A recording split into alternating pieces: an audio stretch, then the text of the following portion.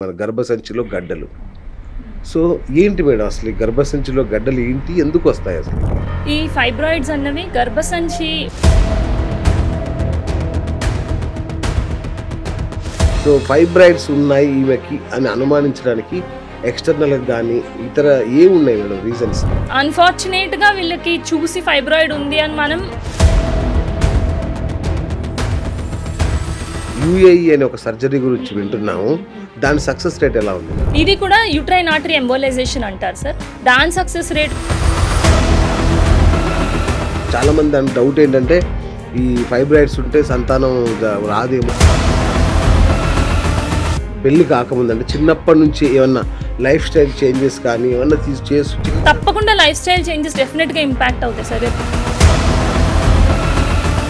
గర్భసంచిలో కణుతులు ఉన్నాయని తెలిసిన తర్వాత ఎంత తరచుగా చెకప్ చేయించుకోవాలి? యూజువల్లీ 6 months to ఇంకొకటి మ్యామ్, చాలా మంది అనుకుంటారు ఈ గడ్డలు వస్తే ప్రాణాలకే ప్రమాదం అని అనుకుంటారు. నిజంగా అంత డేంజరా మేడం? క్యాన్సర్ వచ్చే రిస్క్ అనింది. ఎలాంటి లక్షణాలని కనిపిస్తే అర్జెంటుగా డాక్టర్ని కలవాలి, నిర్లక్ష్యం చేయకుండా. ఫస్ట్ ఇంపార్టెంట్ ఏంటి అంటే ఈ సమస్యతో బాధపడుతున్న లక్షలాది మంది మహిళలకు మీరు ఇచ్చే ముఖ్యమైన సూచన సలహా ఏంటి? ఫైబ్రాయిడ్స్ సిమ్టమాటిక్గా ఉంటాయి.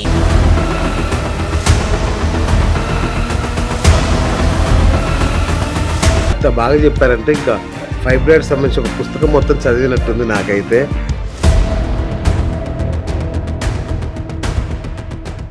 లక్షలాది మంది మహిళలు నిశ్శబ్దంగా అనుభవిస్తున్న బాధకు సంబంధించిన ఒక ఇంటర్వ్యూ వాళ్ళు చేయబోతున్నాం. అదే ఫైబ్రాయిడ్స్. దానికి నిజంగా పరిష్కారం ఉందా? ఖచ్చితంగా ఆపరేషనే చేయాలా? చాలామందిలో ఉండే సందేహాన్ని ఇవాళ తీర్చబోతున్నాం.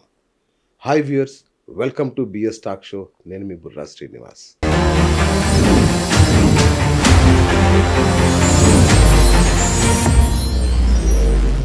మన ఇంట్లో ఉండే మహిళలు, ఆడపిల్లలు, అమ్మలు అందరూ కూడా నిశ్శబ్దంగా అనుభవించే బాధ ఈ ఫైబ్రాయిడ్స్. అంటే గర్భసంచిలో కణుతులు. మరి ఇవి క్యాన్సరా? ఇవి ఉంటే పిల్లలే పుట్టరంట కదా అనే ఒక భయం, ఆందోళన ఒకవైపు, విపరీతమైన రక్తస్రావం పీరియడ్స్ టైంలో, ఇలా అనేకమైన బాధలు పడుతూ కూడా వాళ్ళు దాని గురించి చాలా వరకు నిర్లక్ష్యం చేస్తూ పోతుంటారు. మరి నిర్లక్ష్యం చేస్తే ఏమవుతుంది? అసలు ఈ ఫైబ్రాయిడ్స్ నిజంగా క్యాన్సర్గా మారుతాయా? అసలు వీటి వల్ల వచ్చే నష్టాలు ఏంటి? ఇవన్నీ చాలా చాలా పెద్ద విషయాలు. సో ఈ విషయాల గురించి మనందరికీ సమగ్రమైన అవగాహన కల్పించడానికి ఇవాళ సీనియర్ గైనకాలజిస్ట్ డాక్టర్ హారిక బోనం గారు ఇవాళ మన స్టూడియోలో ఉన్నారు. మహిళలు ఎంతో నిశ్శబ్దంగా అనుభవిస్తున్న బాధకి పరిష్కారం కనుక్కునే ప్రయత్నం చేద్దాం. నమస్తే మేడం. నమస్తే సార్. మ్యామ్, సో గత ఇంటర్వ్యూలో చాలా అద్భుతమైన విషయాలు మనం డిస్కస్ చేశాము. సో ఇవాళ నిజంగా అంటే దాదాపు 60-70% మంది మహిళలు ఈ బాధను అనుభవిస్తూ కూడా వదిలేస్తున్నారు నిర్లక్ష్యంగా. అదే ఈ ఫైబ్రాయిడ్స్, ఈ కడుపులో ఈ మన గర్భసంచిలో గడ్డలు.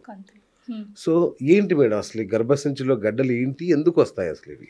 ఈ ఫైబ్రాయిడ్స్ అన్నవి గర్భసంచి వాల్లో ఉండే కండరం, మజిల్ ఏదైతే ఉంటుందో అది ఓవర్గా గ్రో అయినప్పుడు దాన్ని ఫైబ్రాయిడ్స్ అంటారు సార్. సో ఓవర్గా గ్రో అవ్వడం అనేది ఎందుకు జరుగుతుంది అంటే కొంతమందిలో ఈ ఈస్ట్రోజన్ హార్మోన్, మనకు నార్మల్గా ఆడవాళ్ళలో ఈస్ట్రోజన్ హార్మోన్, ప్రొజెస్ట్రాన్ హార్మోన్ 2 ఉంటాయి. ఈ ఈస్ట్రోజన్ హార్మోన్ కొంతమందిలో అధికంగా ఉంటుంది. అంటే ఎవరైతే అధిక బరువు ఉన్నారు, ఎవరికైతే షుగర్ ఉంది, ఎవరికైతే ఓవరీలో కొన్ని హార్మోన్స్ సెక్రీట్ చేసే గ్రోత్స్ ఓవరీలో ఉన్నాయి, లేదంటే ఎవరికైతే ఎక్కువగా పీసీఓఎస్ ఉండి ఈస్ట్రోజన్ ఎక్కువ ఉంది, లేదా ఎవరైతే బయట నుంచి ఈస్ట్రోజన్ తీసుకుంటున్నారు, వీళ్ళందరికీ కూడా ఆ గర్భసంచిలో ఉండే మజిల్ కండరం ఏదైతే ఉందో అది ఓవర్గా గ్రో అయ్యి ఫైబ్రాయిడ్లా మారుతుంది. సో ఈ ఫైబ్రాయిడ్ అనేది మీరు చెప్పినట్టుగా 60-70% ఆడవాళ్ళు మీరు చెప్పినట్టుగా కరెక్ట్గా నెంబర్స్ అవి. రిప్రొడక్టివ్ ఏజ్ అంటే మనం చూస్తే 25 నుంచి 45-50 ఇయర్స్ మధ్యలో ఏజ్లో చూస్తే 3 ఒకళ్ళు లేదా 4 ఇద్దరికి ఈ ఫైబ్రాయిడ్స్ అన్న ప్రాబ్లం అనేది ఉంటుంది. కాకపోతే 50% మెంబర్స్ కంటే అందులో సగం మందికి ఫైబ్రాయిడ్స్ ఉన్నా తెలియకుండా ఎసిమ్టమాటిక్ గా ఉంటది. హెల్త్ చెకప్ లోనో లేదంటే ర్యాండమ్ గా వేరే ప్రాబ్లమ్ తో కడుపులో నొప్పి వచ్చినప్పుడు వెళ్ళి స్కాన్ చేయించుకుంటే ఉంది అని బయటపడడమో జరుగుతుంది. మిగిలిన 50% మెంబర్స్ ఏదో ఒక సిమ్టమ్స్ తో సఫర్ అవుతూ స్ట్రగుల్ అవుతూ ఉన్న వాళ్ళే ఉంటారు.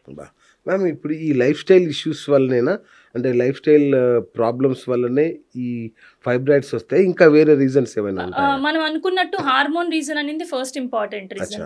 ఈ లైఫ్ స్టైల్ కూడా ఇండైరెక్ట్ గా, బికాస్ ఎందుకంటే లైఫ్ స్టైల్ సరిగ్గా లేని వాళ్ళకి డెఫినెట్ గా స్ట్రెస్ ఎక్కువ ఉండి వెయిట్ ఎక్కువ ఉంటారు. సో ఈ వెయిట్ ఎక్కువ ఉన్న వాళ్ళు, స్ట్రెస్ ఎక్కువ ఉన్న వాళ్ళు పాలిసిస్టిక్ ఓవరీస్ ఉంటాయి.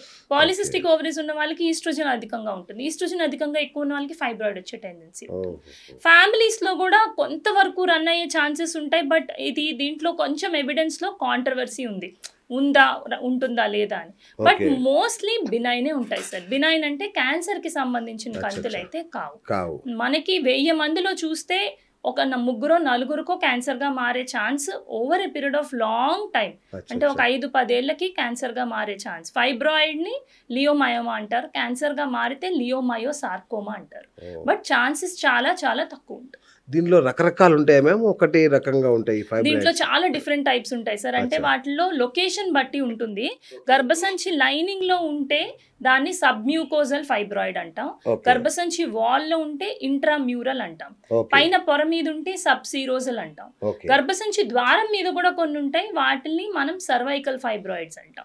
ఈ గర్భసంచి చుట్టూ ఉన్న పొరలు, దానికి సపోర్ట్ చేసే లిగమెంట్స్ లో కూడా అప్పుడప్పుడు డెవలప్ అవుతాయి.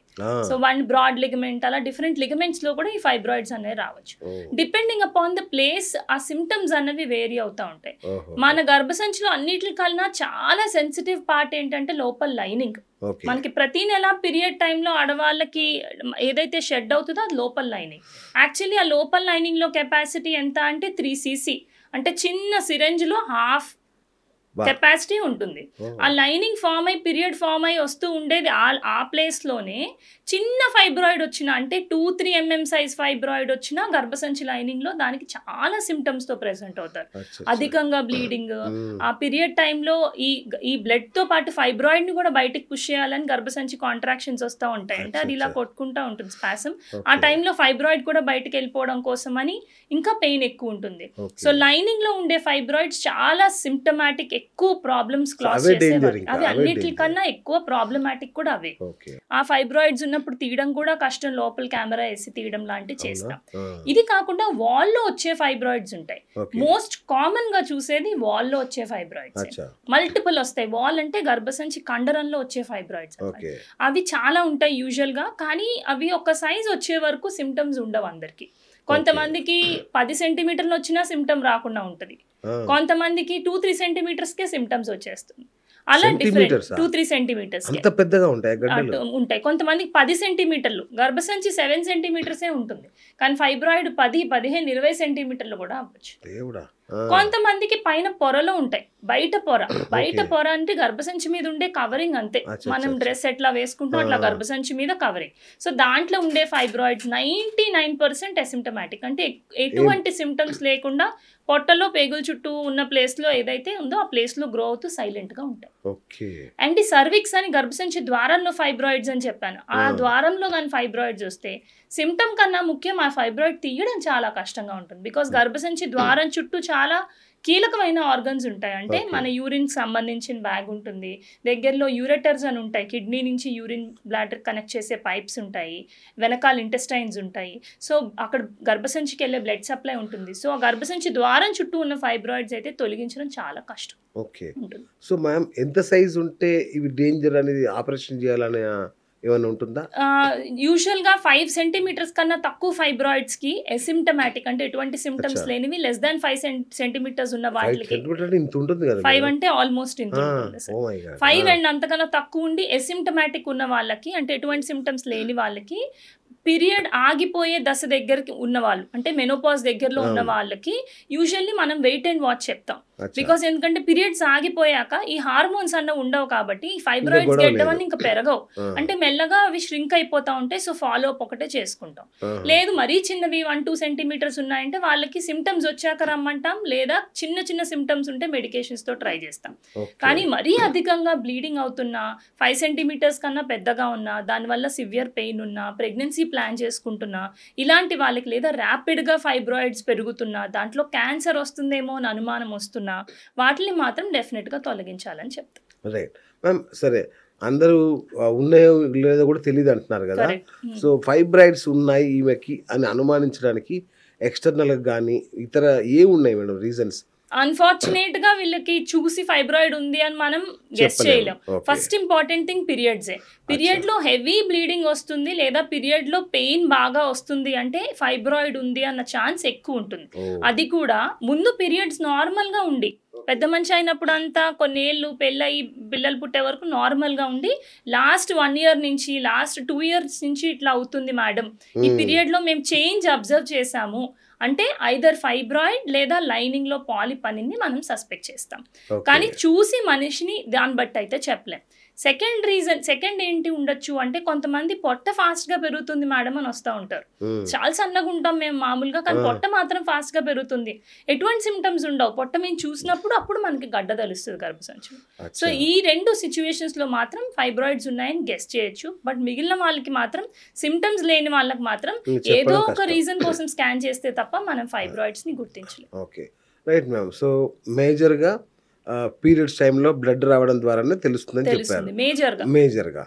సో అంటే పెయిన్, ఈ బ్లడ్ ఎట్లాంటి మార్పులు వస్తాయి అసలు? అంటే ముందంతా నార్మల్ గా 3-4 ప్యాడ్స్ అవ్వడం, ఎప్పుడు గడ్డలు పడకపోవడం, పీరియడ్స్ అంతా నార్మల్ గా ఉండడం, పెయిన్ ఎక్కువ లేకుండా ఉండడం, పెయిన్ ఉన్న మెడిసిన్ తో మేనేజబుల్ గా ఉండి అట్లా ఉన్న వాళ్ళు ఇప్పుడు సడన్ గా ఒక 6 months నుంచి లేదా 1 year నుంచి మరీ ఎక్కువ ఫ్లో అయిపోతుంది, గడ్డలు పడుతున్నాయి, ఎక్కువ వీక్నెస్ అనిపిస్తుంది, మాకు పీరియడ్ టైంలో భరించలేని పెయిన్ వస్తుంది, ఇటువంటి సిమ్టమ్స్ తో ఉన్నారు అంటే ప్రాబబ్లీ ఫైబ్రాయిడ్ ఉంది.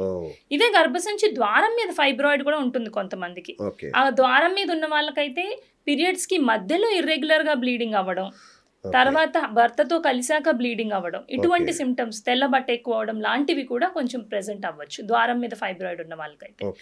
కొంతమంది మరీ ఎక్స్ట్రీమ్ సైజెస్ ఆఫ్ ఫైబ్రాయిడ్స్ అంటే 15-20 సెంటీమీటర్స్ ఉన్న వాళ్ళు కూడా ఉంటారు. అండ్ గర్భసంచి ద్వారం చుట్టూ ఉన్నప్పుడు వాళ్ళకి ఈ యూరిన్ బ్యాగ్ నుంచి కిడ్నీస్కి వెళ్ళే పైప్స్ బ్లాక్ అయిపోయి వస్తారు వాళ్ళు. సో ఫైబ్రాయిడ్ ఎంత పెద్దగా ఉందంటే ఆ పక్కన ఉండే యూరిన్ సంచికి సంబంధించిన పైప్ ని మీద ప్రెషర్ పెట్టి దానివల్ల కిడ్నీస్ తో పెయిన్ తో కూడా మనకి ప్రెసెంట్ అయ్యే వాళ్ళు ఉంటారు. మరీ పెద్ద ఫైబ్రాయిడ్స్ ఉన్న వాళ్ళకి యూరిన్ పైప్ అంటే యూరిన్ పోసే దారి కూడా బ్లాక్ అయ్యి యూరిన్కి వెళ్ళలేక కూడా కొంతమంది వస్తుంటారు. సో బాగా పెద్ద సైజు ఉన్న వాళ్ళకి ఇట్లాంటి వీటిని అబ్స్ట్రక్టివ్ సిమ్టమ్స్ అంటాం. అంటే ఎంత పెద్దగా ఉందంటే పక్కన ఆర్గన్స్ మీద ప్రెషర్ పెట్టేసి యూరిన్ వెళ్ళలేకపోవడం, మోషన్ వెళ్ళలేకపోవడం, ఇలాంటి ప్రాబ్లమ్స్ తోటి వాళ్ళు మన దగ్గరకు వస్తుంది. దీనికి ఇది కనిపెట్టడానికి ఏమేమి టెస్టులు ఉన్నాయి మ్యామ్? అన్నిటికన్నా ఇంపార్టెంట్, మనం ఫస్ట్ హిస్టరీలో అజ్యూమ్ చేసుకుంటాం ప్రాబబ్లీ అయి ఉండొచ్చు అని. పెద్దగా ఉన్న ఫైబ్రాయిడ్స్ అంటే ఎస్పెషల్లీ 7-8 సెంటీమీటర్స్ కన్నా మినిమం పెద్దగా ఉంటే మనకి టమ్మీ మించి ఫీల్ అవ్వచ్చు, కొంతవరకు తెలుస్తాయి. బట్ ఎనీ ఫైబ్రాయిడ్ 3-4 సెంటీమీటర్లు, యూజువల్లీ 5 సెంటీమీటర్ల వరకు పొట్ట మించి తెలియదు. హిస్టరీలో సస్పెక్ట్ చేసి స్కానింగ్ చేసుకోవాలి. పెల్విక్ స్కాన్ అంటాం. పెల్విక్ స్కాన్ లో మనకు గర్భసంచి ఎలా ఉంది, ట్యూబ్స్ ఎలా ఉంది, ఓవరీస్ ఎలా ఉన్నాయి, గర్భసంచి ద్వారం ఎలా ఉందని బ్రీఫ్ గా ఐడియా వచ్చేస్తుంది. సో ఫైబ్రాయిడ్స్ లో ఇంకా డీటెయిల్స్ అంటే అది ఏ ప్లేస్ లో ఉంది, గర్భసంచి లైనింగ్ కి దగ్గరగా ఉందా, దూరంగా ఉందా, ఒకటి ఉందా, చాలా ఉన్నాయా అన్న డౌట్ ఉంటే మాత్రం స్కానింగ్ కన్నా కూడా సిటీ కానీ ఎంఆర్ఐ స్కాన్ అనేది బెటర్. ఎందుకంటే మనకు అల్ట్రాసౌండ్ స్కాన్ లో పొట్ట మించి చేస్తారు, అది అల్ట్రాసౌండ్ అంటే సౌండ్ వేవ్స్ తో చేసేది. కొద్దిగా పొట్ట మీద ఫ్యాట్ ఎక్కువ ఉన్న వాళ్ళకి క్లియర్ గా ఇమేజెస్, పిక్చర్స్ తెలియదు. ఫైబ్రాయిడ్ ఉందని తెలుస్తుంది బట్ ఎన్ని ఉన్నాయో తెలియదు, చిన్న ఉన్నాయి, 5 mm 1 సెంటీమీటర్ కన్నా తక్కువ మిస్ అయిపోతా ఉంటాం. సో ఎస్పెషల్లీ సర్జరీకి వెళ్ళాలనుకున్న వాళ్ళకి ఫైబ్రాయిడ్ తీసాక మళ్ళీ మిగిలినవి పెరుగుతాయి కదా, సో ఆ ఫియర్ తోటి బిఫోర్ సర్జరీ ఎంఆర్ఐ ఒకటి చేంజ్ చేసుకుంటే మనకి ఇంకా వేరే ఏమైనా ఉన్నాయా, ఒకటి కాకుండా చుట్టుపక్కల ఉన్న కీలకమైన ఆర్గన్స్ ఏమైనా ప్రెషర్ పెడుతున్నాయా, అంటే మనం ఆపరేషన్ చేసేప్పుడు వాటికి మనం దెబ్బ తగలకుండా జాగ్రత్తగా చేయాలి. సో అవన్నీ వివరాలు కూడా మనకి ఎంఆర్ఐలో అయితే బాగా తెలుస్తాయి. ఓకే, మ్యామ్ చాలా మందికి ఒక డౌట్ ఏంటంటే ఫైబ్రాయిడ్స్ వచ్చిందంటే ఆపరేషన్ చేయాల్సిందే అని చాలా మందికి ఒక నమ్మకం కూడా. నిజంగా అంతేనా లేదంటే మెడిసిన్స్ కూడా లేదండి, తగ్గించొచ్చా? నిజంగా అంతే కాదు. ఫైబ్రాయిడ్స్ లో చిన్న చిన్న fibroids 2-3 centimetres or 4 centimetres fibroids వరకు లోపల లైనింగ్ ఏదైతే ఉందో ఆ లైనింగ్ అలాగే మెయింటైన్ అయి ఉంటే, అంటే కొన్ని ఫైబ్రాయిడ్స్ వల్ల ఏమవుతుంది, గర్భసంచిలో లైనింగ్ డిస్టార్ట్ అయిపోతుంది. అంటే దారి అనేది ఇట్లా ఇట్లా మెలికలు తిరిగినట్టుగా అయిపోతుంది. సో అట్లా డిస్టార్ట్ అయిపోయి ఉంటే, అంటే గర్భసంచిలో లైనింగ్ ఫైబ్రాయిడ్ వల్ల ఉండాల్సినట్టు కాకుండా ఇట్లా ఇట్లా ఇట్లా తిరిగిపోయి ఉంటే వాళ్ళకి మాత్రం మనం మెడికల్ మెథడ్స్ లేదా మెరీనా అన్న హార్మోన్ డివైస్ వేసినా పెద్దగా పనిచేయదు. సో పెద్దగా ఉన్న వాళ్ళకి మెడిసిన్స్ పనిచేయని వాళ్ళకి సర్జరీస్. మరి చిన్నగా ఉన్న వాళ్ళంటే 2-3 సెంటీమీటర్స్ ఫైబ్రాయిడ్స్ ఉండి దానివల్ల సిమ్టమ్స్ ఉన్నాయి బట్ అధికంగా సిమ్టమ్స్ లేకుండా లేదా మరీ టూ మచ్ ప్రాబ్లం ఫేస్ చేయని వాళ్ళందరికీ మనం ఫస్ట్ ఏమి ఇస్తాం, మెడిసిన్సే ఇస్తాం. అంటే ఫస్ట్ ఇచ్చే మెడిసిన్స్ ఏముంటాయంటే కొంచెం బ్లడ్ క్లాటింగ్ టెండెన్సీ పెరిగే మెడిసిన్స్ ఇస్తాం. సో దట్ ప్రెగ్నెన్సీలో పీరియడ్స్ అప్పుడు బ్లీడింగ్ అధికంగా అవుతున్నా, బ్లీడింగ్ ఏ మేజర్ ప్రాబ్లం ఉన్న వాళ్ళకి బ్లడ్ క్లాటింగ్ టెండెన్సీ అయ్యేవి ఇస్తే బ్లీడింగ్ అనేది తగ్గుతుంది. సో సిమ్టమాటిక్గా బెటర్ ఉంటారు. కొంతమందికి పెయిన్ ఉన్న వాళ్ళకి పెయిన్కి సంబంధించిన మెడికేషన్ ఇస్తాం. ఇవి ఓన్లీ సిమ్టమ్ కంట్రోలే, ఫైబ్రాయిడ్ కంట్రోల్ కాదు. దీనికి రెస్పాండ్ అవుతున్నారా లేదా 1-2 నెలలు చూసి దానికి రెస్పాండ్ కాకపోతే మనం హార్మోన్ యాడ్ చేస్తాం బయట నుంచి, ఈస్ట్రోజన్ ప్లస్ ప్రొజెస్ట్రాన్ లేదా ఓన్లీ ప్రొజెస్ట్రాన్. ఎందుకంటే oestrogen plus progesterone together add చేసినప్పుడు న్యాచురల్గా మన బాడీలో అయ్యే హార్మోనల్ సైకిల్ని ఆపేస్తుంది. సో న్యాచురల్ గా హార్మోనల్ సైకిల్ ఆపేస్తే ఇంకా ఫైబ్రాయిడ్ అనేది పెరగకుండా ఉంటుంది. అంటే కరిగిపోవడానికి ఏం లేదా మేడం? అంటే వీటితోటి తగ్గే ఛాన్సెస్ ఉంటాయి సార్. ఎంత ఛాన్సెస్ అంటే 40-50%, 100% కాదన్నమాట. ఇంకా తర్వాత ప్రొజెస్ట్రాన్ హార్మోన్ అని ఇస్తాం, దానికి కూడా 40-50%. ఇవన్నీ కూడా 3 to 6 months ట్రై చేయొచ్చు. చేసి మనం స్కాన్ చేసుకుని పేషెంట్ సిమ్టమ్ ఎలా ఉంది, స్కాన్ లో ఎలా రెస్పాండ్ అవుతున్నారు అనేది చూసుకోవచ్చు. ఒకవేళ ఇంప్రూవ్మెంట్ లేదు సిమ్టమాటికల్లీ అంటే నెక్స్ట్ మెరీనా అంటే టీ షేప్డ్ కాపర్టీ లాగా ఇంత చిన్న డివైస్ ఉంటుంది, దాంట్లోనే హార్మోన్ ఉంటుంది. ఆ డివైస్ ని గర్భసంచిలో వేసేస్తే అది 7 ఏళ్ళు వదిలేయచ్చు లోపల. అది వేసిన వాళ్ళు 4 3 ఫైబ్రాయిడ్స్ ని ఐదర్ తగ్గిస్తుంది లేదా పెరగకుండా ఆపుతుంది. 7 years పనిచేస్తుంది, కానీ 4 ఒకరికి అది పనిచేయదు. ఈ 4 3 ఎవరికైతే పనిచేస్తుందో వాళ్ళకి ఆ సైజ్ అంతేనా ఉండిపోతాయి, తగ్గనన్నా తగ్గుతాయి. సో ఇది తగ్గడం అంటే ర్యాపిడ్ గా తగ్గదు సార్. 3-4 సెంటీమీటర్స్ ఫైబ్రాయిడ్ ఉన్న వాళ్ళకి మెరీనా వేసి మనం 1 year తర్వాత ఫాలో అప్ చేస్తే ఒక 0.5 సెంటీమీటర్ తగ్గుద్ది. అంటే 3 నుంచి 2కి వస్తుంది. అంటే తగ్గేది స్లోగా తగ్గుతుంది లేదా పెరగకుండా అయినా ఆపుతుంది. కానీ 3 సెంటీమీటర్స్ ఉన్న ఫైబ్రాయిడ్స్ ఇప్పుడు కనిపించకుండా 6 నెలల తర్వాత అయిపోవడం లాంటిది అయితే యూజువల్ గా ఉండవు. అంటే వీళ్ళకి సర్జరీ పడకుండా మనం కొంచెం టైం ఇస్తున్నాం. సో దాట్ వాళ్ళకి మెనోపాజ్ అంటే పీరియడ్స్ ఆగిపోయే టైం వరకు మనం లాగగలిగితే, పీరియడ్స్ ఆగిపోయాక హార్మోన్స్ అనేవి ఫుల్ గా ఆగిపోతాయి కాబట్టి అప్పుడు ష్రింక్ అవుతాయి ఫైబ్రాయిడ్స్. పీరియడ్స్ మెనోపాజ్ వచ్చాక అప్పుడు ష్రింక్ అవ్వడం కొంచెం ర్యాపిడ్ గా ష్రింక్ అవుతాయి. మెనోపాజ్ తర్వాత కూడా ష్రింక్ అవ్వట్లేదు అంటే కొన్ని ఫైబ్రాయిడ్స్ క్యాల్సిఫై అయిపోతాయి. క్యాల్సిఫై అయిపోవడం అంటే మనకి బోన్ లో ఎలా కాల్షియం డిపాజిట్ అయి బోన్ అయిపోద్ది, అలా ఫైబ్రాయిడ్ లో కూడా చిన్న చిన్న బోన్స్ లాగా ఫామ్ అయిపోతాయి. అవి క్యాన్సర్ కారకం ఏమి చెయ్యవు, కానీ అలా క్యాల్సిఫై అయిపోయిన ఫైబ్రాయిడ్స్ ఇంకా కరగడం అనేది జరగదు. సో కొన్ని ఫైబ్రాయిడ్స్ అనేవి క్యాల్సిఫికేషన్, ఫైబ్రాయిడ్స్ లో కూడా చేంజెస్ అవుతాయి, డీజనరేటివ్ చేంజెస్ అంటారు.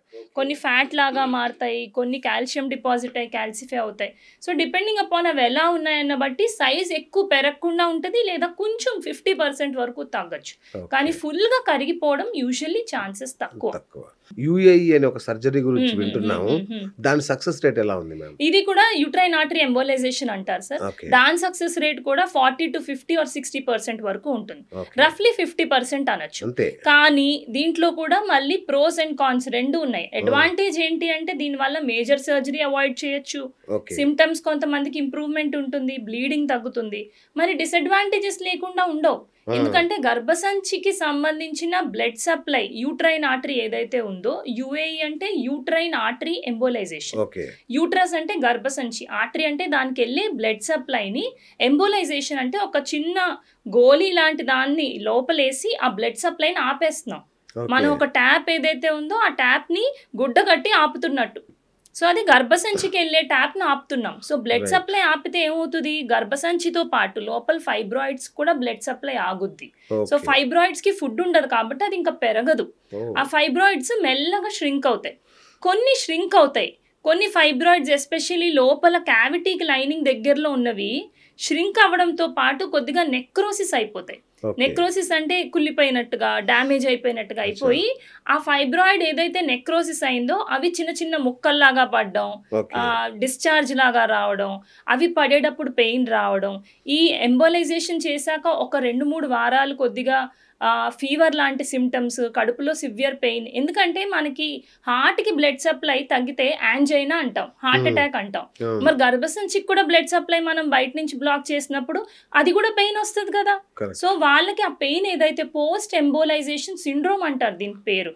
ఆ ఎంబోలైజేషన్ చేశాక ఒక 2 to 4 weeks కొద్దిగా అధికంగా పెయిన్ ఉండడం, ఫీవర్ లాంటి సిమ్టమ్స్ ఉండడం, ఒక నెల ఆ టైంలో ఇలాంటి ఫైబ్రాయిడ్ చిన్న చిన్న ముక్కలు పడిపోవడం. మళ్ళీ తర్వాత ఈ గర్భసంచికి మనం బ్లాక్ చేసేసాం, పక్క నుంచి కొల్లెటరల్స్ అంటే ఒక నది పారుతుంటే మీరు క్లోజ్ చేసేస్తే పక్క నుంచి నది వేరే దారిలో ఎత్తుక్కుని వెళ్ళిపోద్ది. ఇప్పుడు గర్భసంచి మీ బ్లడ్ సప్లై బ్లాక్ చేస్తున్నాం, వేరే కొల్లెటరల్స్ అన్నవి మళ్ళీ ఓపెన్ అయిపోతాయి. ఆ కొల్లెటరల్స్ ఓపెన్ అయ్యాక మళ్ళీ తర్వాత కొన్ని మంత్స్ తర్వాత ఫైబ్రాయిడ్స్ రీగ్రో అవ్వచ్చు. సో అక్యూట్లీ సిమ్టమ్స్ ఉన్నప్పుడు అప్పటికప్పుడు ఇది చేసినప్పుడు కొన్ని మంత్స్ వరకు మంచిగా సిమ్టమ్స్ కి రెస్పాండ్ అయ్యి ఫైబ్రాయిడ్ ష్రింక్ అయిపోయిన వాళ్ళకి మళ్ళీ రీగ్రో అవ్వవు. కొంతమందికి మళ్ళీ కొల్లెటరల్స్ ఓపెన్ అయినప్పుడు టెండెన్సీ ఉన్న వాళ్ళకి రీగ్రో కూడా అవ్వచ్చు. రైట్. ఇప్పుడు దీనికి 4-5 రకాల ఆపరేషన్లు ఉన్నాయి కదా మేడం. సో ఆపరేషన్ తర్వాత ఎన్ని రోజుల్లో మళ్ళీ నార్మల్ లైఫ్ లోకి వెళ్ళొచ్చు, జాబ్ లోకి కానీ అట్లా? యూజువల్లీ సైజ్ బట్టి ఉంటుంది సార్. చిన్న ఫైబ్రాయిడ్స్ అయితే లోపల లైనింగ్ లో ఉన్నవి గర్భసంచిలోనే కెమెరా వేసి కింద నుంచే మనం పొట్ట మీద ఏమి కుట్లు లేకుండా తీసేయచ్చు, లోపల లైనింగ్ లో ఉన్నవి మాత్రమే. కానీ కండరంలో ఉన్నవి లేదా బయట పొరలో ఉన్నవి పొట్ట మీద కీ హోల్ సర్జరీ ద్వారా తీయచ్చు. సైజ్ బట్టి 7, 8, 9, 10 సెంటీమీటర్స్ వరకు ఈజీగా కీ హోల్ ద్వారా అయిపోతుంది. అంత పైన ఉన్నవి కూడా ప్రయత్నం చేయొచ్చు, కానీ దాంట్లో కొంచెం ఇబ్బందులు అనేవి అధికంగా ఉంటాయి. కీ హోల్ సర్జరీ చేసి ఫైబ్రాయిడ్స్ తీసేసినప్పుడు యూజువల్లీ ఒక 1-2 days లో డిశ్చార్జ్ చేస్తాము. వాళ్ళు అంతే 4-5 రోజులు 3-4 రోజులు బెడ్ రెస్ట్ తర్వాత నార్మల్ గా చేసుకోవచ్చు. 1 week 10 days తర్వాత ఆఫీస్కి వెళ్ళొచ్చు. కానీ వాళ్ళు కావాలంటే up to 6 weeks కూడా మనం సర్టిఫికేట్ ఇవ్వచ్చు. బట్ బెడ్ రెస్ట్ ఉండాల్సిన అవసరం అయితే లేదు. 1 week లోనే యూజువల్లీ అన్ని పనులు చేసుకోవచ్చు. ఈ రోబోటిక్ సర్జరీ ద్వారా కూడా మోర్ ఆర్ లెస్ అలాగే ఉంటుంది. కానీ ఎవరికైతే ఓపెన్ సర్జరీ చేయాల్సిన అవసరం వస్తుందో, అంటే మరీ పెద్ద ఫైబ్రాయిడ్ ఉండి మళ్ళీ సిజేరియన్ లాగా కట్ చేసి తీయాల్సి వచ్చింది, వాళ్ళకి ఒక 3-4 రోజుల తర్వాత డిశ్చార్జ్ చేస్తాం. వాళ్ళు ఒక 4-5 days ఎక్స్ట్రా బెడ్ రెస్ట్ తీసుకోవాల్సి ఉంటుంది. ఒక బ్యాక్ టు ఫుల్ నార్మల్ రావడానికి 1 month to 6 weeks పడుతుంది. కానీ ఎనీ సర్జరీ తర్వాత ఒక లేడీ బిఫోర్ సర్జరీ ఉన్నట్టు after surgery life long can not recover completely back. ఎలా అంటే ఎవరైతే మ్యారీడ్ ఉండి పిల్లలకి ముందు ఎవరైతే ఒక లేడీ ఒకలా ఉండి పోస్ట్ డెలివరీ బ్యాక్ టు మళ్ళీ నార్మల్ అంటే మనం ఎంత ట్రై చేసి ఎంత ఎఫర్ట్స్ పెట్టినా అవ్వలేం. అలాగనే ఏదైనా సర్జరీ తోటి అరే ఈ గర్భసంచి తీయించుకుంటే వదిలిపోద్ది అని చాలా మంది తీయించేసుకుంటారు. వదిలిపోదు. తీయించుకున్నప్పుడు గర్భసంచితో పాటు అండాశయాలకి సంబంధించిన బ్లడ్ సప్లై కూడా వెళ్ళిపోతుంది. అండాశయాలు క్షీణించిపోతాయి, దానివల్ల బోన్స్ వీక్ అయిపోతాయి, హార్ట్ వీక్ అయిపోతుంది. అండ్ ఎక్కడి నుంచి అయితే గర్భసంచి తీసామో ఆ ప్లేస్ అంతా చాలా రాగా అంటే పచ్చిగా ఉంటుంది. దాన్ని వాల్ట్ అంటాం. ఆ పచ్చిగా ఉన్న ప్లేస్లో వచ్చి పేగులు పడతాయి, బ్లాడర్ యూరిన్ సంచి వచ్చి పడుతుంది, అన్ని చుట్టుపక్కల ఆర్గన్స్ వచ్చి పడడం వల్ల అతుకులు ఫామ్ అవుతాయి. అతుకులు ఫామ్ అవడం వల్ల తర్వాత సర్జరీ అయ్యాక డాక్టర్ దగ్గరికి వస్తారు, బయట నుంచి వూండ్ మానిపోయింది, ఇక్కడ నొప్పి ఉంది, అక్కడ నొప్పి ఉంది, ఇంకా ఇదేదో ఉంది, ఇంకా అదేదో ఉంది, తర్వాత తింటున్నప్పుడు అరగట్లేదు, కొంచెం తింటే కడుపు నిండిపోతుంది, పొట్టలో ఏదో పెయిన్, ఇలాంటి ఏదో ఒక కంప్లైంట్స్ అన్నవి ఉంటానే ఉంటాయి. అదే ముందే వద్దుమా మెడిసిన్స్ ఉన్నాయి ట్రై చేయండి అన్నప్పుడు వినరు, సర్జరీయే కావాలంటే. మీలాంటి మంచి వాళ్ళు అలా చెప్తారండి. చాలా మంది ఏం చేస్తారు, రాగానే పడుకోబెట్టి కోసేస్తున్నారండి. ఈ జనరేషన్ కొంచెం డాక్టర్స్ ది థింకింగ్ ప్యాటర్న్ కూడా మారింది సార్. యాక్చువల్లీ అంటే నా జనరేషన్ చాలా మంది నేను చూస్తున్నాను, ఫస్ట్ మేము ఏదైతే మెడిసిన్స్ తోనే ట్రై చేస్తున్నాం, లేకపోతే మెరీనా ట్రై చేస్తున్నాం. నిజంగా మెరీనా ఇచ్చాక అప్పుడప్పుడు తల పట్టుకుని మేము కూడా కూర్చోవాల్సి వస్తుంది. బికాస్ మెరీనా అడ్జస్ట్మెంట్ కి 3 నెలలు పడుతుంది. ఆ 3 నెలలు మెరీనా కూడా సతాయిస్తుంది. అంటే స్పాటింగ్ ఒక 3 months అది అడ్జస్ట్ అవ్వడానికి పడుతుంది. ఇంటికి వచ్చిన కొత్త కోడల్లాగా అనుకోండి, దానికి 3 months టైం అడ్జస్ట్మెంట్ పడుతుంది. ఈ 3 months లో ఒక 20 సార్లు వచ్చి తీసేయండి అని అడుగుతా ఉంటారు. కొంచెం భరించండి, అది పని చేస్తుంది, మేము కూడా వేయించుకున్నాం, మాకు కూడా ఉపయోగం ఉంది, మీకు ఉపయోగం ఉంటుంది, ఇది పని చేస్తే సర్జరీ అవాయిడ్ చేయొచ్చు అని చెప్పినా కూడా వచ్చి ఇంకా చివరికి తీసేయాల్సిన అవసరం వచ్చి ఫైనల్లీ సర్జరీకి వెళ్ళాల్సి వస్తుంది. ఓకే. యాక్చువల్లీ ఇంత కౌన్సిలింగ్ కన్నా మాకు సర్జరీ చేయడమే బెటర్, ఈజీ. ఇంకా ఈజీ, కానీ డబ్బులు మేము వస్తాయి ప్లస్ కానీ అది కరెక్ట్ కాదు కదా. yes మనకి ఎథికల్ గా వెళ్ళాలి Ethical అంటే గా కూడా, ఫస్ట్ ఏం చేయాలి అది చేయాలి. సో అది ఎక్స్ప్లెయిన్ చేసినప్పుడు ఓపిక్ గా వాళ్ళు కూడా విని ఈ ట్రీట్మెంట్స్ తీసుకుంటే సర్జరీ వరకు వెళ్లకుండా అవాయిడ్ చేయొచ్చు. ఎవరికైతే ఇవి పని చేయట్లేదో వాళ్ళకు ఆప్షన్ లేదు, వాళ్ళు సర్జరీకే వెళ్ళాలి, అది మీరే చెప్తారు అది కదా. భరించాల్సి వస్తుంది, అవును. అది మనమే చెప్తాం. సో ఈ ఆప్షన్స్ ఉన్నాయి అన్న విషయం అందరూ డెఫినెట్ గా గుర్తుపెట్టుకుని ఫైబ్రాయిడ్స్ అన్న వెంటనే ఫస్ట్ సర్జరీ అని మాత్రం అడగకుండా ఉంటే ప్లీజ్ మంచిది. ఇంకోటి మేడం, ఇంకా పెద్ద డౌట్ ఏంటంటే ఒకసారి చేసిన తర్వాత ఇవి మళ్ళీ వస్తాయా? అది అందుకని మనం ఏజ్ చూస్తాం సార్. ఏజ్ ఎలా ఉంటుంది అంటే ఎవరైతే 45 అండ్ అబౌవ్ దాటున్నారో వాళ్ళకి ఇంకా మనం ఓన్లీ ఫైబ్రాయిడ్ తీస్తే మళ్ళీ ఆ ఫైబ్రాయిడ్ వస్తే మళ్ళీ రెండో సర్జరీ పడ్డం ఇబ్బంది కాబట్టి 45 దాటిన వాళ్ళకి మనం అడిగి మాట్లాడి ఓకేనా అనుకుంటే గర్భసంచి తీసేస్తాం. గర్భసంచి తీసేస్తే ఇంకా మళ్ళీ ఫైబ్రాయిడ్స్ వచ్చే రిస్క్ ఉండదు అనమాట. బట్ ఎవరైతే 30, 35, 40 to 45 మధ్యలో ఉన్నారో వీళ్ళందరికీ మాత్రం గడ్డ ఒక్కటే పెద్దది ఉండి మిగిలిన చిన్న ఉంటే గడ్డ తీసేసి ఇంకొకవేళ చిన్న సీడ్లింగ్ ఫైబ్రింగ్స్ ఉండి మనకి ఏమైనా కనిపిస్తే ఫైబ్రాయిడ్స్ తీయచ్చు, కనిపించలేమి మనకు కొండ తవ్వి ఎలకన ఎత్తుకున్నట్టు ఉంటుంది. సో ఆ కనిపించిన వాటికి మనం ఏం చేయలేం. ఆ కనిపించిన వాటికి సర్జరీ చేసేసాక ఒక నెల రోజుల తర్వాత వచ్చి గర్భసంచిలో మేరీనా అంటే ఆ హార్మోన్ లూప్ వేయించేసుకుంటే ఏమైనా చిన్న చిన్నవి అక్కడక్కడ ఉన్నా ఫర్దర్ గా పెరగకుండా ఆపేస్తుంది. సో అదే నలుగురిలో ముగ్గురికి అయితే బాగా పనిచేస్తుంది. సో దట్ రికరెన్స్ అంటే మళ్ళీ ఫైబ్రాయిడ్స్ రాకుండా ఆపుకోవచ్చు. మేడం మరి పిల్లలు పుడతారా మేడం? న్యాచురల్ గా చాలా మంది డౌట్ ఏంటంటే ఈ ఫైబ్రాయిడ్స్ ఉంటే సంతానం రాదేమో. యూజువల్ గా లేదండి, ఎందుకంటే ఈ స్పర్మ్ అనేది ఏదైతే ఉందో అంటే హస్బెండ్ సంబంధించిన వీర్యం చాలా చిన్నవి, అవి మైక్రాన్స్ లో ఉంటాయన్నమాట. సో ఫైబ్రాయిడ్స్ గడ్డలు అక్కడక్కడ ఉన్నా కూడా ఈ ట్యూబ్స్ లోకి వెళ్ళే దారులు యూజువల్లీ బ్లాక్ చేయవు. సో 99% ఫైబ్రాయిడ్స్ ఉన్న వాళ్ళకి ప్రెగ్నెన్సీ రావడంలో ఇబ్బంది ఉండదు. చాలా రేర్ గా ఒక 1% వాళ్ళలో ఉంటుంది. కానీ ప్రెగ్నెన్సీ వచ్చాక ఇబ్బందులు రావచ్చు. ప్రెగ్నెన్సీ వచ్చాక ఫైబ్రాయిడ్స్ ఉన్న వాళ్ళకి కొంచెం బ్లీడింగ్ అయ్యే ఛాన్స్ రావచ్చు. కొంతమందికి ప్రెగ్నెన్సీలో అబార్షన్ అవ్వచ్చు, కొంతమంది గర్భసంచి ద్వారం లూజ్ అవ్వచ్చు, కొంతమందికి ప్రీటర్మ్ డెలివరీ నెలలు నిండకుండా అయిపోవచ్చు, కొంతమందికి డెలివరీ టైంలో సిజేరియన్ టైంలో అధికంగా బ్లీడింగ్ అవ్వడం, ఇట్లాంటి ప్రాబ్లమ్స్ మాత్రం రావచ్చు. సో ఎవరైతే న్యాచురల్ గా కన్సీవ్ అయిపోయి ఉన్నారో వాళ్ళకి ఫైబ్రాయిడ్స్ ఉన్నాయో వాళ్ళకి ఒకటే చెప్తాం, 50% మెంబర్స్ కి సైజ్ పెరగదు, 50% మెంబర్స్ కి సైజ్ పెరగచ్చు. మీది ఎలా ఉంది అని ప్రెగ్నెన్సీ ముందుకెళ్లే కొద్దే తెలుస్తుంది, మనకి ముందైతే తెలియదు. కానీ ఎవరైతే పిల్లలు పుట్టట్లేదు అని ట్రీట్మెంట్లు చేయించుకుని ఉన్న వాళ్ళకి ఐవీఎఫ్ కో టెస్ట్ ట్యూబ్ బేబీకో వెళ్ళాలనుకున్న వాళ్ళకి ఫైబ్రాయిడ్ ఉందని తెలిస్తే మాత్రం ఫస్ట్ అది తొలగించాకే మనం ప్రెగ్నెన్సీ చెప్తాం.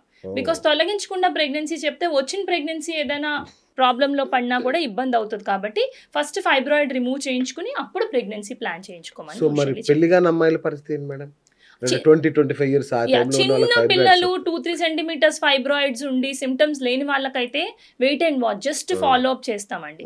కానీ వాళ్ళలో కూడా పెద్ద ఫైబ్రాయిడ్స్ ఉండి సిగ్నిఫికెంట్ గా సిమ్టమ్స్ ఉంటే కీ హోల్ ద్వారా అంటే లాప్రోస్కోపీ ద్వారా రిమూవ్ చేసేసి. నేను ఇప్పుడు అంటుంటే నాకు గుర్తొచ్చింది, ఒక అమ్మాయి చనిపోయిందని చెప్పాను, పీరియడ్స్ పెయిన్, ఫైబ్రాయిడ్స్ అయి ఉండే ఛాన్స్ ఉందా మేడం? ఉండొచ్చు సార్, ఉండొచ్చు. ఎందుకంటే లైనింగ్ లో ఉన్న ఫైబ్రాయిడ్ సబ్మ్యూకోజల్ ఫైబ్రాయిడ్స్ కి చాలా పెయిన్ ఉంటుంది, చాలా పెయిన్ ఉంటుంది. ఓకే, ఎందుకంటే అమ్మాయి ఏడ్చేది అసలు. అవును, మీరు నాకు చెప్పారు. కొంతమందికి ఏంటంటే ఈ ఫైబ్రాయిడ్స్ ఎట్లా బ్లీడ్ అవుతాయంటే కొంతమందికి బ్రెయిన్ స్ట్రోక్ వచ్చిన వాళ్ళు, హార్ట్ స్ట్రోక్ వచ్చిన వాళ్ళు, కాళ్ళల్లో బ్లడ్ క్లాట్స్ అయిన వాళ్ళకి బ్లడ్ థిన్నర్స్ పెడతారు. న్యూరాలజీ హాస్పిటల్కి వెళ్తా ఉంటాను నేను అప్పుడప్పుడు. సో అక్కడ ఎక్కువ చూస్తాను. న్యూరాలజీ అంటే ఫిట్స్ ఉన్న వాళ్ళు, ఇటువంటి ప్రాబ్లమ్స్ ఉన్న వాళ్ళు, కొంతమందికి బ్లడ్ థిన్నర్స్ మీద ఉన్న వాళ్ళు బ్లడ్ థిన్నర్ స్టార్ట్ చేయగానే పీరియడ్స్ టైంలో ట్యాప్ విప్పినట్టుగా వాళ్ళకి బ్లీడింగ్ అయిపోతా ఉంటుంది. అంటే నార్మల్ గా బ్లీడింగ్ అవ్వడం వేరు, బ్లడ్ థిన్నర్స్ ఉన్న వాళ్ళకి బ్లడ్ బాగా పలుచబడిపోద్ది. మనకి ఆయిల్ నేల మీద పోస్తే చిక్కగా ఉంటది, ఎలా పడుతుంది? నీళ్లు పోస్తే ఎంత ఫాస్ట్ గా పడుతుంది. బ్లడ్ థిన్నర్ వేస్తే నీళ్లు పోసినట్టు పీరియడ్ అనేది అయిపోతా ఉంటుంది. సో వాళ్ళకి ఫైబ్రాయిడ్స్ ఉన్న వాళ్ళకి ముందే మనకి ఫైబ్రాయిడ్ డయాగ్నోస్ అవ్వకుండా బ్లడ్ థిన్నర్ స్టార్ట్ చేస్తుంటే ఎంత ప్రొఫ్యూజ్ గా బ్లీడ్ అవుతారంటే ఇంకా వాళ్ళకి అలాంటి వాళ్ళల్లో ఫైబ్రాయిడ్ రిమూవ్ చేయాలన్నా కష్టమే. ఫైబ్రాయిడ్ రిమూవ్ చేయాలన్నా ఆల్రెడీ స్ట్రోక్ అది వచ్చింది కాబట్టి మనం ఫైబ్రాయిడ్ కంట్రోల్ అవ్వడానికి బ్లడ్ థిక్ అయ్యే మెడికేషన్ ఇవ్వలేం. బికాజ్ వాళ్ళకి ఆ మెడికేషన్ ఇస్తే మళ్ళీ స్ట్రోక్ వస్తుంది. సో ఆ మెడిసిన్ ఇవ్వలేం. ఈ బ్లడ్ థిన్నర్ కంటిన్యూ చేస్తే ఈ బ్లీడింగ్ ఆగదు. పోనీ సర్జరీ చేసుకున్నామంటే వాళ్ళకున్న స్ట్రోక్, హార్ట్ ప్రాబ్లమ్ హిస్టరీస్కి మత్తు డాక్టర్ ఫిట్నెస్ ఇవ్వరు. సో రకరకాల ప్రాబ్లమ్స్ అన్నవి వాళ్ళకు ఉంటాయి. ఇంకోటి మేడం అబార్షన్స్ అవుతాయా ఈ ఫైబ్రాయిడ్స్ ఉంటే? యూజువల్ గా ఫైబ్రాయిడ్ లొకేషన్ బట్టి సార్, లోపల లైనింగ్ ఏదైతే నేను చెప్పానో ఆ లైనింగ్ అంత చాలా సెన్సిటివ్ పార్ట్. సో లైనింగ్ దగ్గరలో ఉండి ఆ ఫైబ్రాయిడ్ చుట్టుపక్కల ఎక్కడైనా ఇంప్లాంట్ అయితే ఆ బేబీ కూర్చునేటప్పుడు సరిగ్గా కూర్చోదు, కాబట్టి అబార్షన్ అనేది జరగచ్చు. ఓకే. సో మీరు ఇంతకుముందు ఒక డౌట్ ఎక్స్ప్రెస్ చేశారు, అంటే ప్రెగ్నెన్సీ తర్వాత ఫైబ్రాయిడ్స్ పెరిగే ఛాన్స్ ఉంది అని. మరి దానివల్ల బిడ్డకి ఏమన్నా ప్రమాదమా? ప్రెగ్నెన్సీలో 50% మెంబర్స్ లో ఫైబ్రాయిడ్ సైజ్ అంతే ఉండడం లేదా తగ్గడం జరుగుతాయి సార్. 50% పెరగవు, 50% మెంబర్స్ లో పెరగచ్చు. సో అలాంటప్పుడు యూజువల్లీ ఏంటంటే ఫైబ్రాయిడ్స్ ఉన్న వాళ్ళు మనం చెప్తాము బేబీ కొంచెం పొజిషన్ సరిగా ఉండకపోవచ్చు, పెద్ద ఫైబ్రాయిడ్ ఉంటుంది. నార్మల్లీ మనకి ఏంటి నెలలు నిండే కొద్దీ గ్రావిటీకి అంటే భూమి ఆకర్షణ శక్తి వలన బేబీ తల అధికంగా బరువు ఉంటది కాబట్టి హెడ్ కిందకు వచ్చి సెటిల్ అవుతుంది. సో డెలివరీ నార్మల్ గా అవుతుంది, మనం ట్రై చేస్తాం. ఈ ఫైబ్రాయిడ్స్ ఫర్ ఎగ్జాంపుల్ గర్భసంచిలో ద్వారం మీద ఫైబ్రాయిడ్ ఉంది, ఈ బేబీ హెడ్ తిరిగి కిందకి రావడానికి స్పేస్ ఉండదు. సో ఆ బేబీకి ఎదురు కాళ్ళతో ఉండడం అలాంటి ప్రాబ్లం రావచ్చు. ఎర్లీ ప్రెగ్నెన్సీలో ఫైబ్రాయిడ్ చుట్టుపక్కల బేబీ ఇంప్లాంట్ అయింది అనుకోండి, ఫస్ట్ 3 నెలల్లో బ్లీడింగ్ అయ్యే ఛాన్స్ రావచ్చు.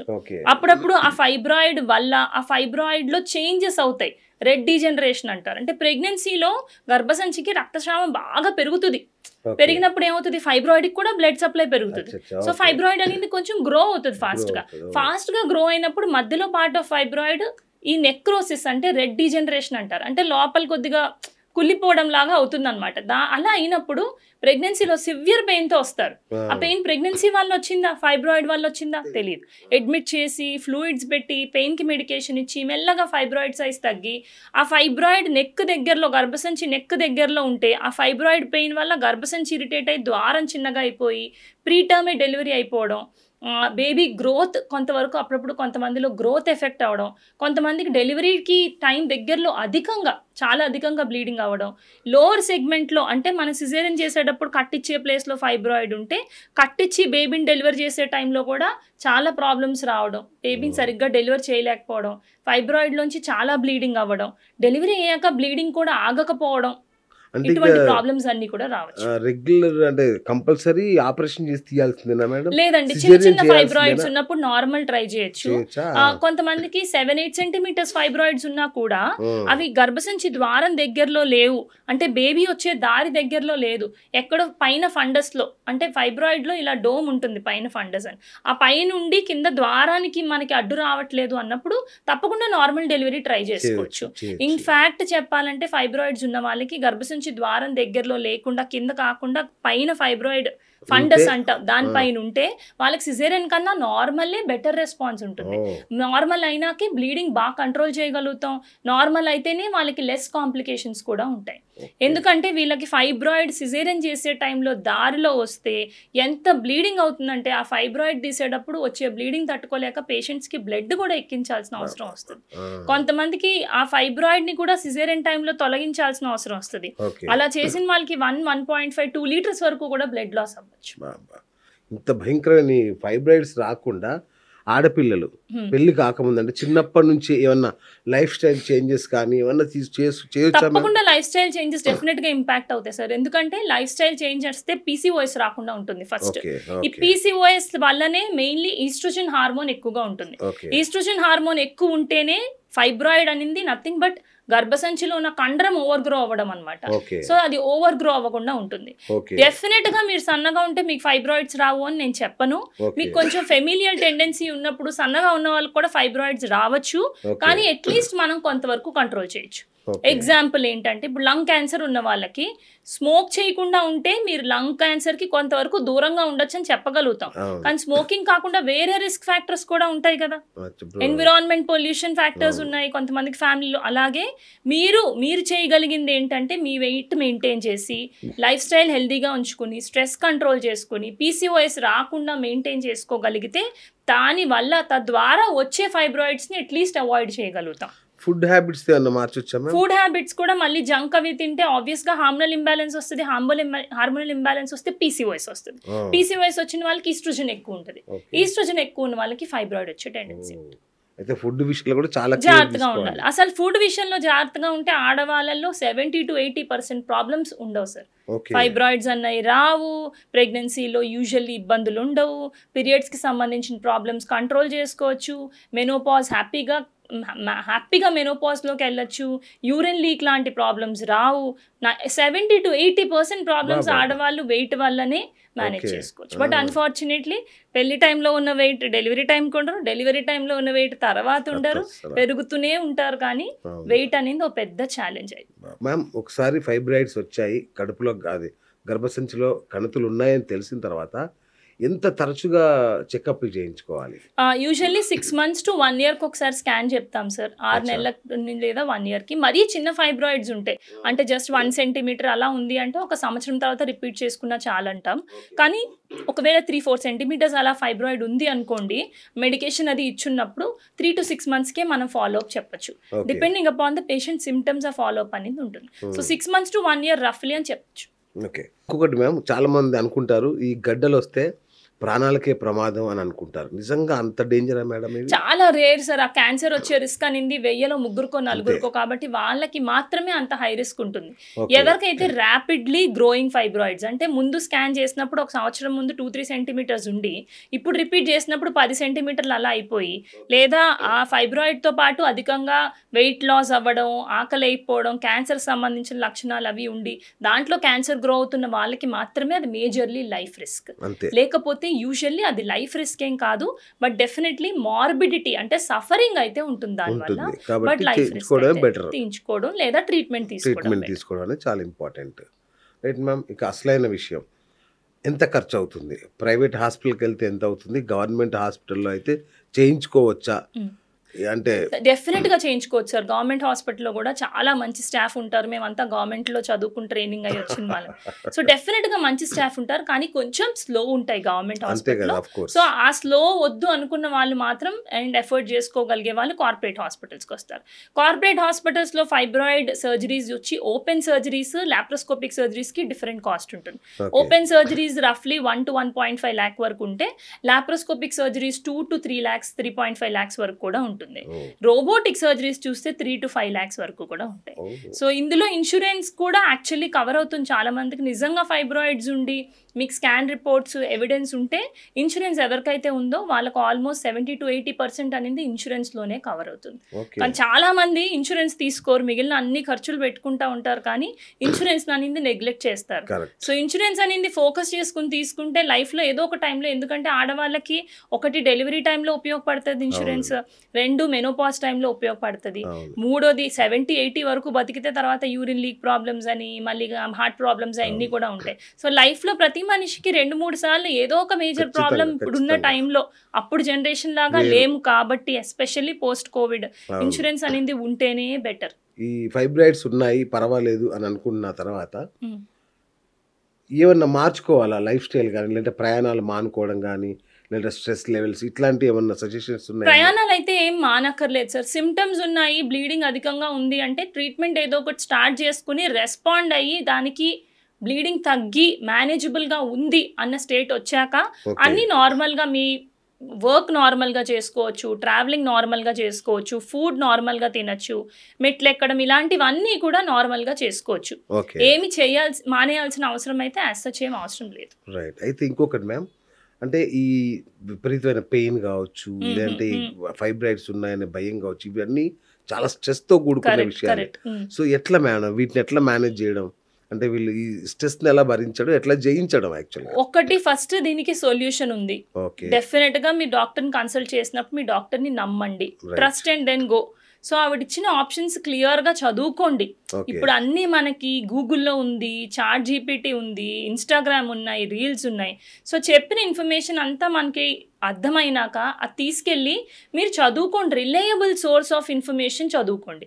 పక్కింటోల్ని, ఎదురింటోల్ని ఫోన్ తీసుకుని ఇంకెవరినో మాట్లాడితే స్ట్రెస్ ఎక్కువ అవుతుంది. ఫస్ట్ పాయింట్, స్ట్రెస్కి కారణం మనమే. మన ప్రాబ్లమే 10 మందితో డిస్కస్ చేస్తాం, వాళ్ళందరూ వాళ్ళ ఎక్స్పీరియన్స్లు చెప్తారు. కానీ డాక్టర్లు ఏం చెప్తారు? మా ఎక్స్పీరియన్స్తో పాటు ఎవిడెన్స్ అంటే వేల మంది చేసిన స్టడీస్, అక్రాస్ ద వరల్డ్ ఉన్న స్టడీస్ మేము చెప్తాం, విచ్ ఈస్ ఎక్స్పర్ట్ ఒపీనియన్ అనమాట. Expert opinion and lot of evidence. So మేము చెప్పింది విని ట్రస్ట్ చేసి ఆ ట్రీట్మెంట్ తీసుకుని దాంతో పాటు మీ స్ట్రెస్ మేనేజ్మెంట్ కోసం యోగా కానీ మెడిటేషన్ కానీ చేసుకోండి. అది చాలా చాలా చాలా ఇంపార్టెంట్. మీరు ఒక ట్రీట్మెంట్ అనుకున్నాక దాని గురించి నెగటివ్ థింగ్స్ ఏమీ గూగుల్ చేయకండి. మీరు ట్రై చేయాలని అనుకున్నప్పుడు మనస్ఫూర్తిగా 3 months to 6 months లేదా 1 year అది ట్రై చేయండి. రెస్పాన్స్ వస్తే ఫైన్, మంచిది, ఇంక సర్జరీ అనేది అవాయిడ్ అయిపోతుంది. రెస్పాన్స్ రాలేకపోతే ఇంకప్పుడు ఎలాగో తప్పదు, సర్జరీకి వెళ్ళాల్సి వస్తుంది. సో ఏం కావాలి, ఏం చేద్దాం అనుకుంటున్నారు? ఇదివరకు రోజుల్లో అయితే లోపలికి మీరు రాగానే డాక్టర్ మీకు 30 seconds 1 minute మాట్లాడి, ఓ గడ్డ ఉందా, సర్జరీ, ఎనస్థీషియా, వెళ్ళిపో, అడ్మిట్ అయిపో. ఇప్పుడు అలా కాదు. మేము 20 నిమిషాలు 25 నిమిషాలు మీకు ½ an hour మాట్లాడుతున్నాం. ఆప్షన్స్ అన్నీ క్లియర్గా చెప్తున్నాం. మీరు వెళ్ళే డాక్టర్ని నమ్మి అన్ని ఆప్షన్స్ చూసుకుని రిలయబుల్ సోర్స్ ఆఫ్ ఇన్ఫర్మేషన్ చదువుకుని ఎక్కువ మనతో డిస్కస్ చేయకుండా ట్రీట్మెంట్ని మనస్ఫూర్తిగా ఒక 6 months ప్రయత్నించండి. ఈ టైంలో స్ట్రెస్ మేనేజ్మెంట్కి యోగా కానీ మెడిటేషన్ కానీ డెఫినెట్గా చేయండి. Because yoga, meditation, weight loss అనేది లైఫ్ లాంగ్ లేడీస్కి చాలా ఉపయోగపడుతుంది. రెస్పాండ్ కాకపోతే నిజంగా సర్జరీ అవసరం పడితే సర్జరీ టైంలో మళ్ళీ మనకి సిచ్యువేషన్ బట్టి ఎటువంటి సర్జరీ, అందులో keyhole surgery, open surgery 2 రకాలు ఉంటాయి. దాన్ని బట్టి సర్జరీ చెప్తాం. పాజిటివ్ మైండ్తో సర్జరీకి రండి. సర్జరీ అయ్యాక రికవరీ ఎట్లా ఉంది దాన్ని బట్టి ఫర్దర్గా మనం చూసుకోవచ్చు. సూపర్. అండ్ మేడం, దీంట్లో కూడా క్యాన్సర్ స్టేజెస్ ఉన్నట్టుగా ఈ ఫైబ్రాయిడ్స్ లో కూడా స్టేజెస్ ఉంటాయా? లేదు సార్, యూజువల్లీ ఫైబ్రాయిడ్ లో స్టేజెస్ ఏమి ఉండవు. ఓన్లీ దాన్ని మాకున్న స్టేజింగ్ ఏంటంటే మా చదువు ప్రకారం లొకేషన్స్ బట్టి మేము స్టేజింగ్ ఇచ్చుకుంటాం. దానికి ఫిగో 0, ఫిగో 1 అలాగా 0 నుంచి 8 స్టేజెస్ ఉంటాయి మాకు. అది లైనింగ్ కి ఎంత దగ్గరగా ఉందనుకో, మొత్తం లైనింగ్ లో ఉన్నదాన్ని ఫిగో 0 అంటాం. సగం లైనింగ్ లో ఉంటే ఫిగో 1 అంటాం. సగం కన్నా తక్కువ ఉంటే ఫిగో 2, పొరలో ఉంటే 3, 4, 5 అలా దాని పొజిషన్ బట్టి మేము స్టేజింగ్ ఇచ్చుకుంటాం. కానీ దాని సివియారిటీ లేదా సిమ్టమ్స్ బట్టి అయితే ఎటువంటి స్టేజింగ్ లేదు. ఓకే. సో ముఖ్యంగా సాధారణంగా మహిళల్లో ఎలాంటి లక్షణాలని కనిపిస్తే అర్జెంటుగా డాక్టర్ని కలవాలి, నిర్లక్ష్యం చేయకుండా? ఫస్ట్ ఇంపార్టెంట్ ఏంటి అంటే ఇర్రెగ్యులర్ పీరియడ్స్. ఇది 20s నుంచే స్టార్ట్ అయిపోతుంది కాబట్టి ఇర్రెగ్యులర్ పీరియడ్స్. ఇంకొకటి అడాలసెంట్స్లో అంటే చిన్నపిల్లల్లో 14 వరకు పీరియడ్ రాలేదు లేదా ఇంకా బ్రెస్ట్ డెవలప్మెంట్. ఇప్పుడు మదర్, తల్లికి మించిన ఫస్ట్ డాక్టర్ ఉండరు. ఇప్పుడు తల్లి పిల్లని చూస్తూ ఉన్నప్పుడు, పెరుగుతున్నప్పుడు యూజువల్లీ 14 yearsకి సెకండరీ సెక్షువల్ క్యారెక్టర్స్ రావాలి. అంటే బ్రెస్ట్ డెవలప్మెంట్ కానీ, హెయిర్ డెవలప్మెంట్ కానీ, ప్రైవేట్ పార్ట్స్ మీద హెయిర్ డెవలప్మెంట్ కానీ 14 వరకు రాలేదు అంటే, లేదంటే సెకండరీ సెక్షువల్ క్యారెక్టర్స్ అంటే ఈ హెయిర్ డెవలప్మెంట్, బ్రెస్ట్ డెవలప్మెంట్ వచ్చి పీరియడ్స్ అన్నవి 16 వరకు రాలేదన్నా కూడా డెఫినెట్గా మీ అడాలసెంట్స్ పిల్లల్ని వెంటనే గైనకాలజిస్ట్ దగ్గర తీసుకురావాలి. పీరియడ్స్ రావట్లేదు కానీ ప్రతి నెల కడుపులో నొప్పి వస్తుంది అంటే అది కూడా సంథింగ్ అబ్నార్మల్. అంటే పీరియడ్ బ్లీడింగ్ అవుతుంది కానీ బయటకు కనిపించట్లేదు, అలా ఉన్నా కూడా రావాల్సి ఉంటుంది. మిగిలిన లేడీస్ అందరూ 20sలో ఉన్న వాళ్ళు, 30s 40sలో ఉన్న వాళ్ళు ఇర్రెగ్యులర్ పీరియడ్స్ లేదా పీరియడ్స్ లేదు, రావట్లేదు అంటే నెగ్లెక్ట్ చేయకూడదు. హెవీ బ్లీడింగ్ అంటే రోజుకి 3-4 ప్యాడ్స్కి మించి అవుతున్నా, లేదంటే గడ్డలు పడిపోతున్నా, 7 రోజులకి మించి బ్లీడింగ్ అవుతున్నా, 20 రోజులకు ఒకసారి పీరియడ్ వచ్చేస్తున్నా, భర్తతో కలిసిన వెంటనే బ్లీడింగ్ అవుతున్నా, కలిసినప్పుడు పెయిన్ ఉన్నా, మధ్యలో ఇర్రెగ్యులర్గా బ్లీడింగ్ అవుతున్నా, పీరియడ్స్ ఆగిపోయాక 1 year మెనోపాజ్ అంటాం, తర్వాత మళ్ళీ బ్లీడింగ్ స్టార్ట్ అవుతున్నా, అధికంగా బరువు తగ్గుతున్నా, అస్సలు ఆకలేకపోతున్నా, ఇట్లాంటి ఏ సిమ్టమ్స్ ఉన్నా కూడా ఆడవాళ్ళందరూ డెఫినెట్గా గైనకాలజిస్ట్ని లేట్ చేయకుండా కలవాలి. Super ma'am, super, thank you. ఎంత బాగా చెప్పారంటే ఇంకా ఫైబ్రాయిడ్ సంబంధించి ఒక పుస్తకం మొత్తం చదివినట్టుంది నాకైతే. Wonderful ma'am. సో ఇక ఫైనల్గా ఈ సమస్యతో బాధపడుతున్న లక్షలాది మంది మహిళలకు మీరు ఇచ్చే ముఖ్యమైన సూచన, సలహా ఏంటి? ఫైబ్రాయిడ్స్ సిమ్టమాటిక్గా ఉంటాయి. మీకు ఏదైనా హెల్త్ చెకప్ చేసుకుని ప్యాకేజ్లో 1 centimeter 2 centimeters ఫైబ్రాయిడ్స్ అని ఉంటే ప్లీజ్ భయపడి టెన్షన్ తెచ్చేసుకోకండి, గైనకాలజిస్ట్ దగ్గరికి వెళ్ళండి. 1-2 centimeters ఫైబ్రాయిడ్స్ యూజువల్లీ పెద్దగా హార్మ్ చేయవు. బట్ అదర్వైజ్ ఫైబ్రాయిడ్స్ ఉన్నా లేకపోయినా ఫైబ్రాయిడ్స్కి సంబంధించి నేను చెప్పిన సిమ్టమ్స్ కానీ మీకు ఒకవేళ ఉంటే, లేదు ఏదైనా స్కాన్లో ఫైబ్రాయిడ్స్ ఉన్నాయని తెలిసి దాంతోపాటు మీకు ఒకవేళ హెవీ బ్లీడింగ్ ఉన్నాయని తెలిస్తే మాత్రం లేట్ చేయకుండా తొందరగా వెళ్ళి ట్రీట్మెంట్ తీసుకోండి. ఫైబ్రాయిడ్ 7-8 centimeters అయిపోయాక ట్రీట్ చేయడం కష్టం, మెడిసిన్స్కి రెస్పాండ్ అవ్వదు. 1-2 centimeters 3 centimeters లోపల ఉన్నవి యూజువల్లీ మెడిసిన్స్కి కానీ మెరీనాకి కానీ ఫాస్ట్గా రెస్పాండ్ అవుతాయి. సో ఏదైనా చిన్నగా ఉన్నప్పుడు మనం దాన్ని అడ్రస్ చేయడం ఈజీ, ట్రీట్మెంట్ చేసుకోవడం ఈజీ, ముదిరే వరకు తెచ్చుకోకండి. సో వదిలేయాల్సిన అవసరం లేదు, 2-3 centimeters కదా, లైట్ తీసుకోండి అని ఏం చెప్పరు. ఎసిమ్టమాటిక్ ఉన్న వాళ్ళకైతే 1-2 centimetres వదిలేయమంటాం.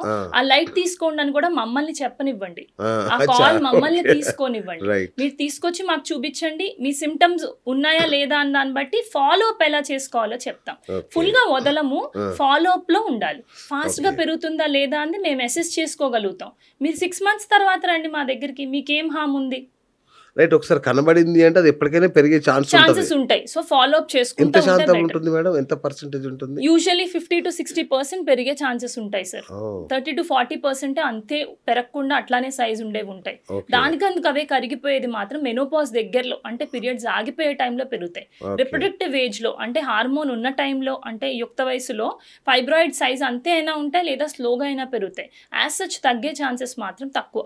Okay okay ma'am, thank you అండి, thank you so much. Thank you. So మా ప్రేక్షకులు మీ దగ్గరకు వస్తే మాత్రం ఇలాగే ఆపరేషన్ చేయకుండా చక్కగా తప్పకుండా నా దగ్గరకు వచ్చే 100 మందిలో ఒక్కళ్ళకే సర్జరీ చెప్తాను. అందుకే మా హాస్పిటల్ వాళ్ళు గోల చేస్తారు, మీ కేసెస్ నెంబర్స్ ఏది వాళ్ళు అడిగినా నేను చేసేది మాత్రం నేనే చేస్తాను. అంతే కదా ma'am. Thank you ma'am, thank you. So ఫైబ్రాయిడ్స్తో బాధపడే మహిళలకి మీరు ఒక ఆశాకిరణం అని నేను అనుకుంటున్నాను. మా వాళ్ళు ఫోన్ చేస్తే కాస్త వాళ్ళకి సమగ్రమైన మంచి చికిత్స ఇవ్వండి మ్యామ్. థ్యాంక్ యూ అండి. అవకాశం ఇచ్చినందుకు థ్యాంక్ యూ సో మచ్. అయ్యో ఎంత మాట మ్యామ్, ఇది మా అవకాశం, మా మహిళా ప్రేక్షకుల కోసం ఇది. సో చూశారు కదమ్మా, ఏదైనా ఇట్లాంటి సమస్య ఉంటే మాత్రం వెంటనే డాక్టర్ గారికి కాల్ చేయండి. సిగ్గుపడకండి, మొహమాట పడకండి, అధైర్యపడకండి.